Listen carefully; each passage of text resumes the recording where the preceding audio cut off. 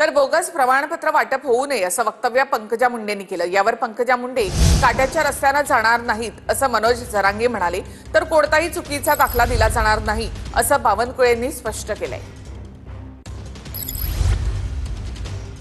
Bogus प्रमाणपत्र वाटप होऊ नये असं पंकजा मुंडे यांनी म्हटलेलं आहे। तर पंकजा मुंडे काट्याच्या रस्त्याने जाणार नाही असं मनोज जरांगे पाटील यांनी म्हटलंय, तर कोणताही चुकीचा दाखला दिला जाणार नाही असं बावनकुळे यांनी म्हटलेलं आहे।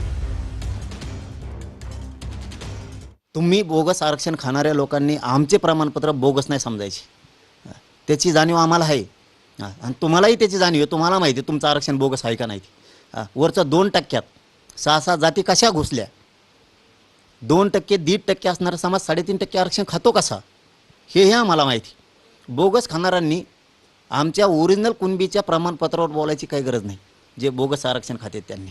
आणि तुम्ही किती बोगस खाताय, किती बोगस प्रमाण करताय, मराठ्यांनी तुम्हाला कधी बोगस नाही म्हणलं। कुठलेही अवैध दाखले दिले जाऊ नये, कुठल्याही प्रकारचे सरसगट दाखले दिले जाऊ नये आणि आतापर्यंत जे दाखले दिले आहेत त्याची श्वेतपत्रिका काढावी, त्या दाखल्यांच्या संदर्भामध्ये पडताळणी करावी, अशा प्रकारची ठाम भूमिका देखील आम्ही घेतलेली आहे।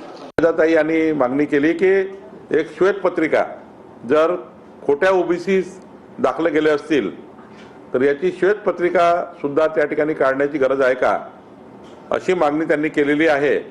अजून तसा निर्णय झाला नाही, पण पंकजाताईचं म्हणणं एवढंच होतं की काही चुकीचे प्रमाणपत्र जर GRचा संभ्रम तयार करून GR बद्दल गैरसमज निर्माण करून काढले तर त्यावर मात्र नियंत्रण असलं पाहिजे।